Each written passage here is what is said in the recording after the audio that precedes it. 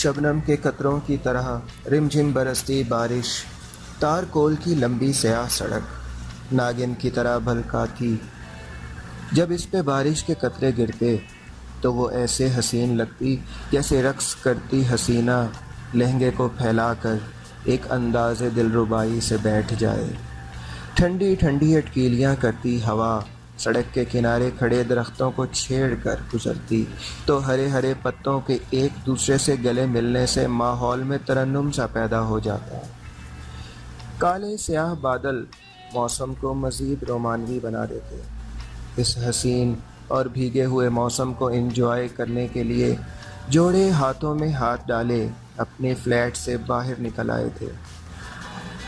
वो चहल पहल करते एक दूसरे के कानों में प्यार भरी सरगोशियां कर रहे थे। कुछ लोग गाड़ियों में बैठकर ही इस माहौल को एंजॉय कर रहे थे। आहिस्ता आहिस्ता रात की स्याही माहौल को अपनी लपेट में लेने लगी। मसनूई रोशनियां जगमग कर उठीं तो माहौल कुछ पुरअसरार सा लगने लगा। दुबई जैसे गर्म खित्ते की एक ऐसी खूबसूरत शाम ढल गई जो साल में एक आध दफ़ा ही आती है। आज बारिश की वजह से मैं भी लेट हो गया था, बल्कि जानबूझकर इस मौसम को एंजॉय करने के लिए गाड़ी में बैठा जोड़ों को देखता रहा जिनका ताल्लुक़ पूरी दुनिया के मुख्तलिफ़ ममालिक से था। ऐसे में पाकिस्तान में अपनी फैमिली शिद्दत से याद आई। अपने वतन का पूरा माहौल, बचपन और लड़कपन आँखों के सामने लहरा गया। किस तरह जब सावन की रुत में बारिश होती थी तो दोस्तों और कज़न्स के साथ मिलकर कच्चे सहन में खूब उछल कूद करते थे। हंसते मुस्कुराते, कभी फिसल कर गिर जाते, कीचड़ में लथपथ हो जाते, लेकिन कोई परवाह नहीं थी। फिर वैसे ही मस्तियाँ शुरू कर देते। बहनें अम्मा के साथ मिलकर पकवान बनाती, पकौड़े, कचौरियाँ या फिर हलवा पूरी की खुशबू किचन में खींच लाती तो अम्मा प्यार से कहती, शाहज़ेब पुत्र पहले मुंह हाथ धोकर कपड़े बदल ले, फिर मैं खुद सारी खाने की चीज़ें देती हूँ, बल्कि ऐसा कर तू नहा ही ले। लेकिन मैं ऐसे ही किचन में घुसता तो बहनें चीख उठतीं, हमने इतनी मुश्किल से सफाई की है और देख सारा किचन ख़राब कर दिया। एकदम मोबाइल की बेल पर मैं ख़यालों से बाहर आ गया। तारिक की कॉल थी। कहाँ हो यार, तुम तो 3 बजे ही घर आ जाते हो, अब रात होने को आई है। तारिक ने फ़िक्रमंदी से पूछा। बस यार मौसम एंजॉय कर रहा था, अब बस आ ही रहा हूँ। मैंने इसकी फ़िक्रमंदी पर मुस्कुराते हुए जवाब दिया, जल्दी पहुँचो, आज चंदा ने बहुत अच्छा खाना बनाया है।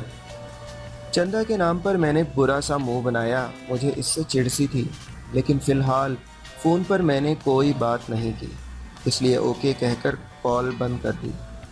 गाड़ी स्टार्ट करके घर की तरफ चल दिया। चंदा से मेरी कोई ज़ाती परखाश नहीं थी, ना ही मैंने कभी इसे कुछ कहा था। वो मेरी इज़्ज़त करती थी। वो तारिक की गर्लफ्रेंड और उसके साथ ही फ्लैट में रह रही थी। मुझे ये सब अच्छा नहीं लगता था। तारिक शादीशुदा था और पाकिस्तान में भाभी इसकी हरकतों से वाकिफ़ थी और परेशान भी बहुत रहती थी। अक्सर मुझे कहती कि मैं इसे समझाऊं, मैं समझाने की कोशिश भी करता। तारिक मेरा अच्छा दोस्त था, अक्सर मुझे खामोश होना पड़ता। कुछ जगह ऐसी होती हैं कि हम चाहकर भी कुछ नहीं कर सकते। फिर मैं तारिक के फ़्लैट में ही रह रहा था, क्योंकि मैंने फ़्लैट के लिए अप्लाई किया हुआ था और अभी तक मुझे नहीं मिला था। तारिक को मिल गया था और इसके कहने पे ही मैं उसके साथ रह रहा था, इसलिए चंदा को भी बर्दाश्त करना पड़ रहा था। इन्हीं सोचों में गुम मैं फ़्लैट पर पहुंच गया। 10 मंजिला बिल्डिंग के चौथे फ्लोर के एक खूबसूरत फ्लैट तक पहुंचते पहुंचते मेरा भूख से बुरा हाल हो गया। तारिक ने दरवाज़ा खोला तो खाने की खुशबू ने भूख में मज़ीद इजाफ़ा कर दिया। जल्दी से फ़्रेश होकर मैं खाने की टेबल पर आ गया। खाना वाकई मज़े का था, इसलिए मैंने भी चंदा की तारीफ़ कर दी, जिस पर इस श्रीलंकन लड़की ने मुस्कुराकर शुक्रिया कहा। खाना अच्छा था, फिर भूख भी तेज़। ऐसी सूरत में तारीफ़ ना करता तो ज़्यादती होती ना। इस पर तारिक भी खुश हो गया। अगले दिन मैं जब ऑफिस से वापस आया तो तारिक छोटे से ड्राइंग रूम में बैठा टीवी देख रहा था। मैंने फ़्रेश होकर खाना वगैरह खाया, आराम किया और शाम को जब कमरे से बाहर निकला तो देखा کہ طارق وہیں بیٹھا ہوا تھا، اس لیے میں نے پوچھ لیا، کیا اس وقت سے یہیں بیٹھے ہو؟ ارے نہیں، اس وقت کا نہیں بیٹھا، بلکہ ابھی آیا ہوں۔ اصل میں چندہ نہیں ہے نا، آج اپنی کسی دوست کے ہاں گئی ہے، اکیلا بور ہو رہا تھا اور کوئی بات نہیں، اس نے جمائی روکتے ہوئے کہا۔ میں نے صرف سر ہلایا اور اس کے قریب ہی بیٹھ گیا۔ ٹی وی پہ کوئی نیوز چینل لگا تھا، میں بھی دیکھنے لگا۔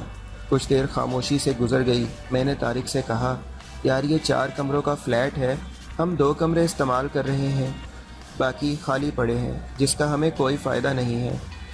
ہمیں کوئی نہ کوئی تو فائدہ لینا چاہیے۔ میں سمجھا نہیں تم کیا کہنا چاہتے ہو، طارق نے ناسمجھی والے انداز میں میری طرف دیکھ کر مجھ سے پوچھا۔ میں نے کہا، دیکھو میں سوچ رہا ہوں کہ ہم یہ 2 کمرے کرائے پر چڑھا دیں، جس سے ہمیں اچھی خاصی آمدنی ہو سکتی ہے، ہم فائدے میں رہیں گے۔ میں نے اسے سمجھایا۔ ہاں کہہ تو تم ٹھیک رہے ہو، بلکہ بہت ہی ٹھیک کہہ رہے ہو، لیکن یار آج کل اچھے کرایہ دار ملنا کون سا آسان ہے؟ یہ تو پردیس ہے، رنگ رنگ کے لوگ ہوتے ہیں، جانے کیسے لوگ ہوں، پھر ہم کرایہ دار کہاں سے ڈھونڈیں گے؟ طارق کشمکش میں تھا۔ میں نے کہا، اس کے لیے ہم کسی بھی اخبار میں اشتہار دے دیتے ہیں، بہت ساری فیملیز جنہیں کمروں کی ضرورت ہوئی وہ ہم سے رابطہ کر لیں گے۔ ہاں یہ تو ٹھیک ہے، لیکن اخبار میں اشتہار کیسے دینا ہے، اس کے بارے میں تو نہیں جانتا۔ اخبار کا دفتر کہاں ہے، کیسے جانا ہے، مجھے کچھ نہیں معلوم۔ ایسا کرو یہ کام تم ہی کر لو۔ وہ رضامند ہو گیا تھا۔ میں نے کہا، ٹھیک ہے، میں یہ کام آج ہی کر دیتا ہوں۔ اوکے ٹھیک ہے، طارق نے جواب دیا۔ میں اٹھ گیا، پھر میں نے اشتہار دے دیا۔ اگلے دن جب میں فلیٹ میں آیا تو چندہ اور طارق ٹی وی دیکھ رہے تھے۔ ہیلو، ہائے، طارق نے مسکرا کر کہا اور مجھے بیٹھنے کا اشارہ کیا۔ میں نے بیٹھتے ہی بتایا، اخبار میں اشتہار دے دیا ہے، اب جو لوگ بھی اشتہار دیکھیں گے جنہیں 2 کمروں کی ضرورت ہوگی وہ کالز کر لیں گے۔ تمہیں تو کل چھٹی ہے تو کل کہیں جانا نہ، بلکہ گھر ہی رہنا تاکہ کالز اٹینڈ کر سکو، اور دیکھو کوئی اچھی سی فیملی دیکھنا، ایسے ہی کسی کو نہ رکھ لینا، اچھی طرح دیکھ کر، آخر انہوں نے ہمارے ساتھ رہنا ہے، اچھے لوگ ہوں گے تبھی آسانی ہوگی نا، میں نے اسے سمجھایا۔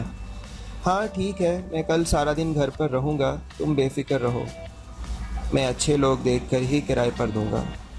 اس نے مجھے مطمئن کیا۔ پھر میں زیادہ دیر وہاں نہیں بیٹھا، اٹھ کر کمرے میں آ گیا۔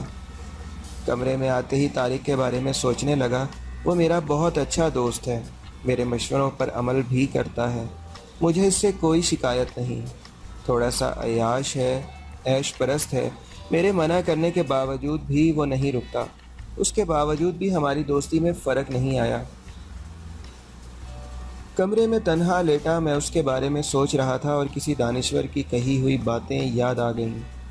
اس دوست کی عزت کرو جو آپ کو اپنے مصروف وقت میں سے کچھ وقت دے، لیکن اس دوست سے محبت کرو کہ جب آپ کو اس کی ضرورت ہو تو وہ آپ کے لیے اپنی مصروفیت چھوڑ دے۔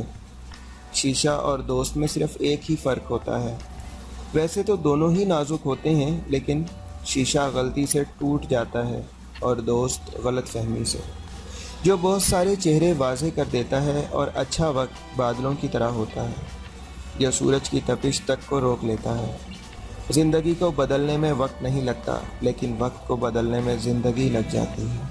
انہی سوچوں میں گم مجھے نیند آ گئی۔ اگلے دن جب میں ڈیوٹی سے واپس آیا تو طارق ڈرائنگ روم میں بیٹھا نیوز پیپر دیکھ رہا تھا۔ ہیلو ہائی کرنے کے بعد میں نے پہلا سوال یہی کیا، کیا بنا، کسی کرایہ دار کی کال وغیرہ آئی؟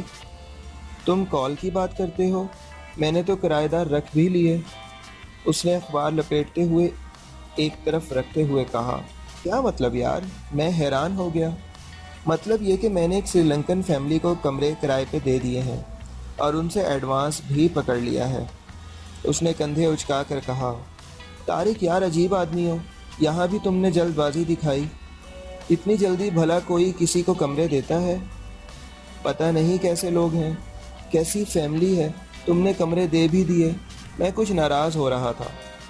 شاہزیب یار بات تو پوری سن لو، خواہ مخواہ ناراض ہو رہے ہو، اس نے کچھ نرم لہجے میں کہا۔ بولو۔ میں ابھی تک ناراض تھا۔